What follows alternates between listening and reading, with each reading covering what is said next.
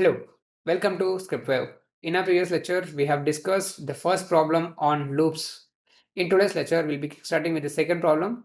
So without any further ado, let's navigate to PyCharm and start writing the code for problem number 2. So I am in PyCharm. So this is the problem that we are about to solve. So write a Python program to comment this out.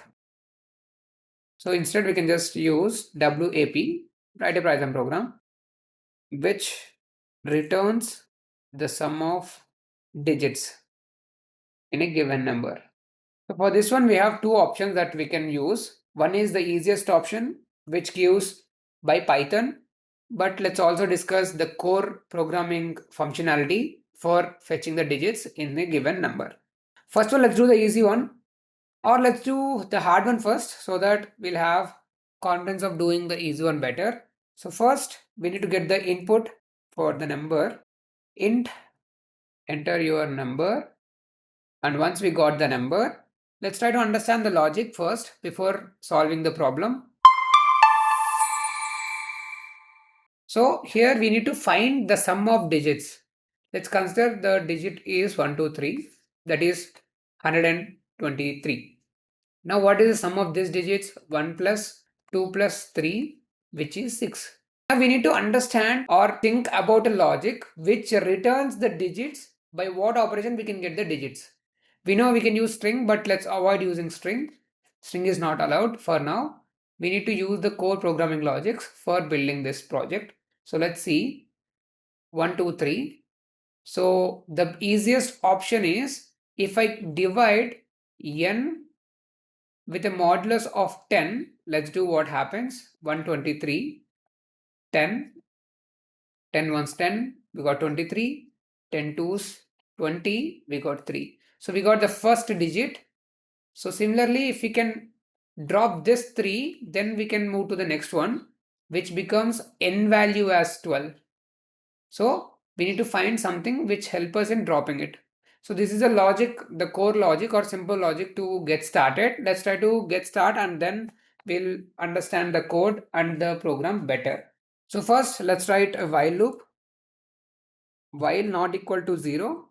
I'll tell you why. This is something I know already because I have done it a lot of times. But you can also be better. Just is that you should start practicing a lot of problems and projects so that you'll get better at your programming. Now, I need to fetch the sum. Sum will be 0. First, I'll define what is a digit. I'll pick the digit. So digit n mod 10. I got the digit. Now I need to add the digit to the sum. So I'm adding sum plus digit because every digit need to be added to the sum. Next, now we need to do something which help us in updating the n value every iteration. So how we can do? So we can update n value. So we got 1, 2, 3 in the first iteration and then we got the digit as 3 and the sum also becomes 3 because 0 plus 3. Now we need to drop it. How we can drop? We can drop using an operator called as float division with 10. Why float division with 10? The float division with 10 will get the lowest possible integer between the pointer. So what is 123 divided by 10? 12.3. So this is 12, this is 13 in the number line and then we have 12.3 here. Now what is the lowest possible integer? It is 12. So this returns 12. So ideally the value that need to be dropped is getting dropped. So the updated n is 12. In the next iteration, 12 is n. What is n mod 10? It will return 2 and similarly n float division with 10 will drop the 2 and then we got 1. So this is how we will be building the logic. So let's move forward. I know it's a bit confusing initially, but you'll get it better once you start writing more programs and there is no rocket science, it's just pure practice. So n mod 10. This will give us updated n value.